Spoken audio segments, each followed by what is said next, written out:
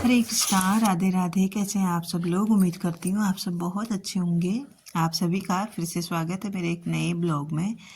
आज ब्लॉग की शुरुआत हो रही है शाम के 4 बजे के करीब से। और अभी मैं धो रही हूँ जो दोपहर का खाना खाया था उसके बर्तन, क्योंकि खाना जस्ट अभी अभी खाया है। खाना खा के बच्चों को ट्यूशन छोड़ के मैं धो रही हूँ यहाँ पे खाने के बर्तन।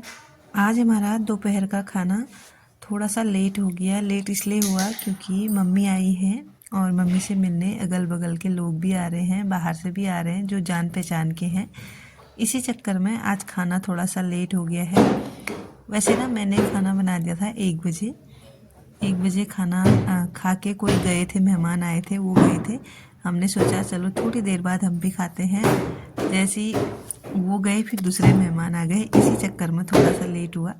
अभी अभी वो गए फिर हमने खाना खाया। और यहाँ पे बर्तन धुल के मैं अभी शाम की झाड़ू लगाऊंगी अब घर में, क्योंकि शाम तो हो ही गई है और खाना भी अभी खाया है।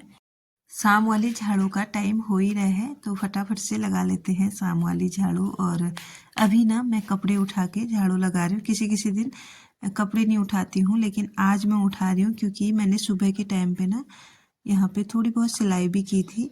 तो जब भी सिलाई का काम फैलता है ना तो बहुत सारा कूड़ा भी उसके साथ फैल जाता है, क्योंकि सिलाई का काम होता ही अक्सर ऐसा है कि उसमें कूड़ा फैलता ही है। और पूरे घर में जो भी चीज़ें थोड़ी बहुत इधर उधर फैल रखी हैं उनको दोबारा से रीऑर्गेनाइज करके मैं घर को थोड़ा सा ठीक ठाक कर लूँगी, क्योंकि शाम के टाइम पे ना घर अच्छा रखना बहुत अच्छी बात है।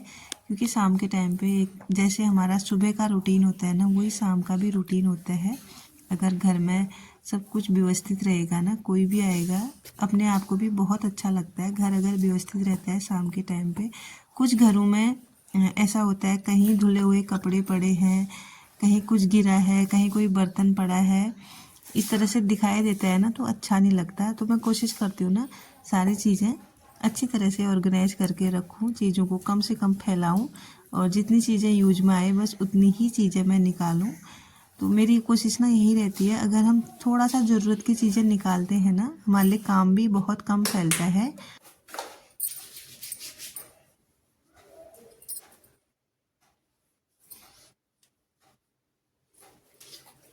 और शाम का जो टाइम होता है ना वो बहुत बेस्ट रहता है, क्योंकि किसी को कहीं जाना नहीं होता है। बस जो है ना घर का ही काम रहता है। जब भी आपकी मर्जी हो तब आप अपने शाम का जो रूटीन है ना उसको स्टार्ट कर सकते हैं। चाहे 3 बजे से कर सकते हैं, 4 बजे से कर सकते हैं। 4 साढ़े 4 से तो सर्दियों के दिनों में ना स्टार्ट कर ही देना चाहिए, क्योंकि शाम बहुत जल्दी हो जाती है। और फिर जैसे जैसे शाम ढलती है ना, रात बढ़ती जाती है, तो ठंडा भी बहुत ज़्यादा होते जाता है। हमारे इधर तो ऐसे ही होता है। तो मैं कोशिश करती हूँ ना शाम का जो काम है उसको थोड़ा सा जल्दी से स्टार्ट करूँ, क्योंकि रात को बहुत ठंड बढ़ जाती है। और यहाँ पे मेरे कान्हा जी के लिए दूध भी रेडी हो गया है। और अभी कान्हा जी को लगेगा शाम वाला भोग। और मैं अपने लिए बना रही हूँ चाय, मम्मी और अपने लिए। और आपको ना एक बहुत अच्छी सी चीज़ मैं आपको दिखाती हूँ। ये बनाया है मैंने पांचों हुडी वाला, इसमें मैंने कैप भी बना रखी है। तो ये छोटे कान्हा जी के लिए हैं, बड़ा भी बनाया था लेकिन वो आंटी को पसंद आया, वो ले गए। अभी मैं अपने कान्हा के लिए एक और बनाऊँगी। तो आज यहाँ पे बनने वाला है गाजर का हलवा। उसके लिए ना मैंने गाजर निकाल दी है। मम्मी अभी छत में गई हैं तो मम्मी से इसको ना घिस मांगूंगी, क्योंकि इसमें थोड़ा सा टाइम लगता है। और मैं थोड़ा बिजी हूँ, मुझे थोड़ा मार्केट तक जाना है और वापस आते आते बच्चों को भी ट्यूशन से लेके आना है। इसीलिए ये काम मैं आज मम्मी को दे रही हूँ। और बातों बातों में यहाँ पे मेरी शाम वाली चाय भी बन के रेडी हो गई है। और जब से मम्मी आई हैं मैंने भी स्टील की गिलास में चाय पीना सीख ही लिया है, क्योंकि मम्मी से कप में चाय नहीं पी जाती। वैसे भी ना सर्दियों में अगर आप कप में चाय पीते हैं तो चाय ना बहुत जल्दी ठंडी हो जाती है। इसीलिए मैं थोड़ा सा या फिर स्टील के कप में या फिर गिलास में आजकल चाय पीती हूँ। कभी कभार हो जाता है सिरेमिक के कप में भी, लेकिन ज़्यादातर कोशिश रहती है कि स्टील के बर्तनों में चाय पी जाए, क्योंकि ना जितनी ठंड पड़ रही है ना उस हिसाब से कड़क वाली चाय ही चाहिए सर्दियों में। और आप देख सकते हैं शाम का अभी टाइम है, कोहरा फिर से आना स्टार्ट हो गया है। इस कोहरे ने ना बहुत ज़्यादा परेशान करके रख दिया है। सुबह से अंदर ही बैठे थे हीटर के पास, लेकिन थोड़ा सा शाम का जो टाइम होता है ना, थोड़ा बाहर आने का भी मन करता है, अंदर ही अंदर घुटन सी हो जाती है। मम्मी छत में आई, फिर मैं भी आ गई। मैंने कहा चलो वहीं चाय ले जाती हूँ और साथ के साथ कपड़े वगैरह का भी काम है उधर, उनको उठा लूँगी। इसीलिए मैं भी आ गई मम्मी के लिए चाय लेके छत में। और यहाँ पे ना अब चाय वगैरह पी ली है, तो गाजर मैं ना पील करके मम्मी को दे दूँगी, क्योंकि मम्मी से ना जो पिलर होता है ना वो यूज नहीं होता।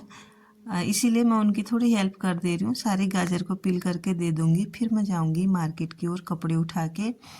तो मम्मी ने ना मेरे आने तक इसको पूरा कस रखा था, मतलब फिर अंदर चले गई थी मम्मी। मैंने उनको बोला था कि यहाँ पे मत बैठना, यहाँ पे बहुत ठंड है।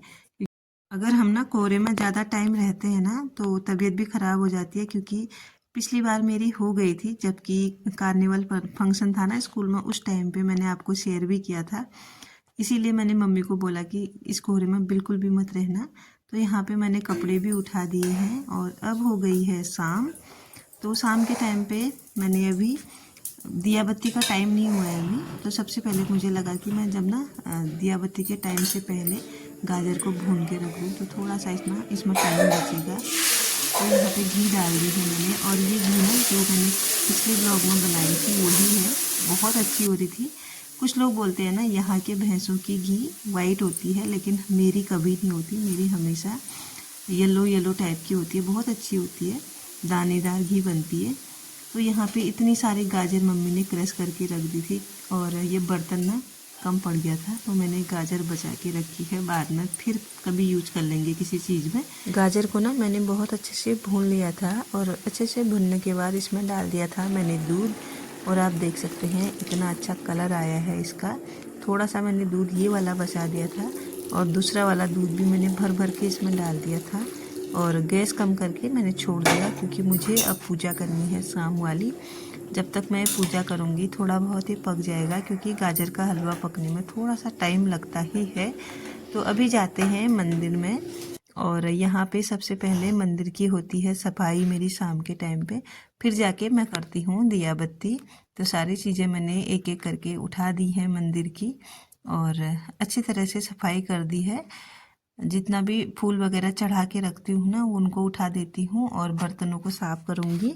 उसके बाद फिर होगी दिया बत्ती, क्योंकि शाम का जो टाइम है वो दिया बत्ती का अभी बहुत सही टाइम हो रहा है, करीब 5:30 या 6 बजे का टाइम हो रहा होगा। ये टाइम ठीक ठाक रहता है पूजा करने के लिए। वैसे 5:30 का जब हल्का हल्का अंधेरा रहता है ना, वही टाइम अच्छा रहता है। मेरे ख्याल से भी 5:30 ही हुआ होगा, 5:30 से थोड़ा ऊपर हुआ होगा। तो आप देख सकते हैं यहाँ पे दिया बत्ती हो गई है। अब चलते हैं बाहर, क्योंकि बाहर भी दिया रखना है दरवाजे के पास में।